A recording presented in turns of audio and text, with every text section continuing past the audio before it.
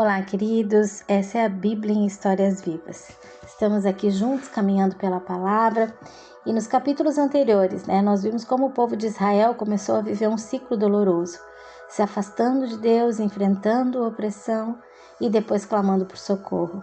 E o Senhor, muito misericordioso, sempre levantando aí libertadores, como Otoniel, depois Eude e até mesmo Sangá, que derrotou ali 600 filisteus com uma guilhada de boi.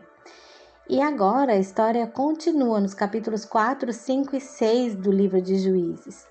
E neles nós veremos Deus agir de maneiras surpreendentes, através aí de pessoas improváveis, como a profetisa Débora, o comandante Baraque e uma mulher inesperada chamada Jael.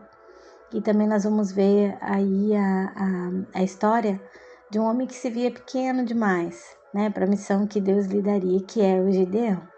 Então, no capítulo aí, no início do capítulo 4, a Bíblia diz assim: Depois da morte de Eude, os filhos de Israel tornaram a fazer o que era mal aos olhos do Senhor.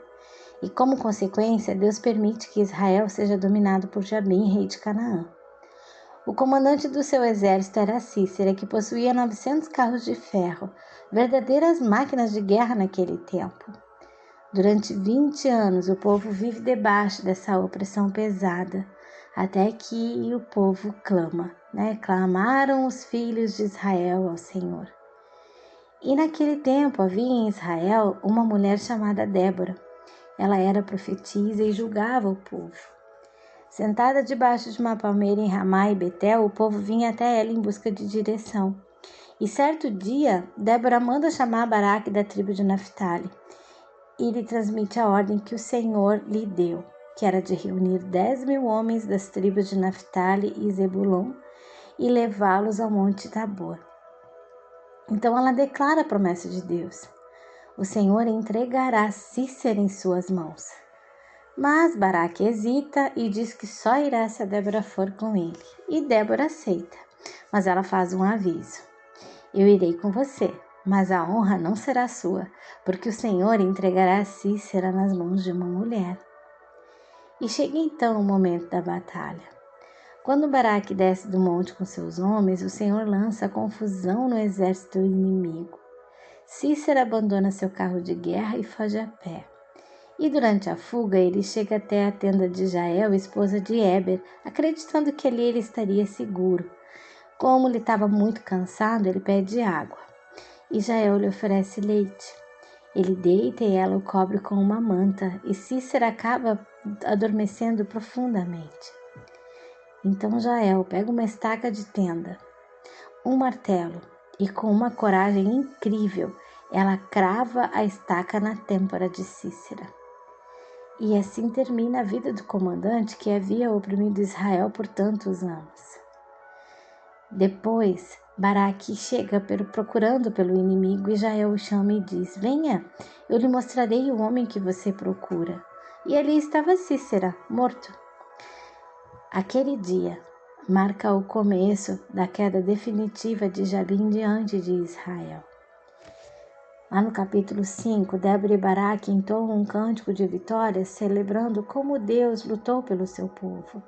E nesse cântico aparece a declaração que chama Jael de bendita. Bendita seja entre as mulheres, Jael.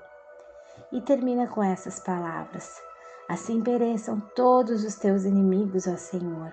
Porém os que te amam sejam como o sol quando se levanta na sua força.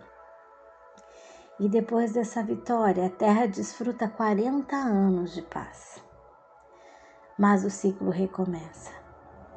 No início do capítulo 6, a Bíblia diz novamente: os filhos de Israel fizeram o que era mal aos olhos do Senhor. E dessa vez, Deus permite que os midianitas dominem o povo. Eles invadem a terra como enxames de gafanhotos, roubando alimentos, destruindo plantações e levando os animais. O povo passa a viver escondido em cavernas e montanhas. E mais uma vez clamaram os filhos de Israel ao Senhor. E é nesse cenário que surge Gideão. Gideão está lá malhando trigo escondido em um lagar, tentando proteger a colheita dos midianitas, quando vem o anjo do Senhor e lhe diz: o Senhor está com você, poderoso guerreiro. E Gideão se vê pequeno demais para aquela missão. Mas Deus lhe responde com uma promessa simples: eu estarei com você. E para confirmar que era Deus quem falava com ele, Gideão pede um sinal. Quando o anjo toca sua oferta com o cajado, o fogo sai da rocha e consome tudo. E então Deus lhe diz: paz seja com você, não tenha medo. Ali Gideão constrói um altar ao Senhor e o chama de o Senhor é a paz. Naquela mesma noite, Deus lhe pede coragem, derrubar o altar de Baal que pertencia à casa de seu pai e construir ali um altar ao Senhor. Gideão faz isso durante a noite.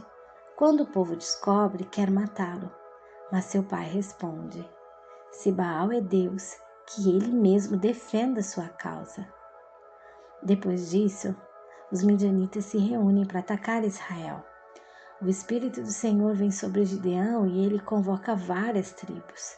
Mesmo assim, Gideão pede mais um sinal. Ele coloca um pedaço de lã no chão e pede que pela manhã apenas a lã esteja molhada de orvalho, e Deus atende. Então Gideão pede o contrário, que a lã fique seca e o chão fique molhado, e novamente Deus responde. É assim, com paciência e graça, que Deus fortalece o coração de Gideão. E assim começa a história de um homem que se via muito pequeno, escondido, mas que Deus estava prestes a transformar em um instrumento de libertação para todo o povo. E ao longo da Bíblia nós vemos isso muitas vezes. Deus escolhendo pessoas improváveis para realizar coisas extraordinárias. E cada libertador em Israel apontava para algo maior. Todos trouxeram libertações temporárias. Mas séculos depois viria Jesus, o libertador definitivo que veio trazer libertação ao coração humano. Essa é a Bíblia em histórias vivas. E que ao caminharmos aqui por essas histórias, a gente possa lembrar que mesmo quando tudo parece muito difícil, Deus ele continua vendo, ele continua ouvindo e ele continua aí nos dando esperança, onde tudo parece não haver saída. Amém, queridos? Que Deus abençoe. Até amanhã.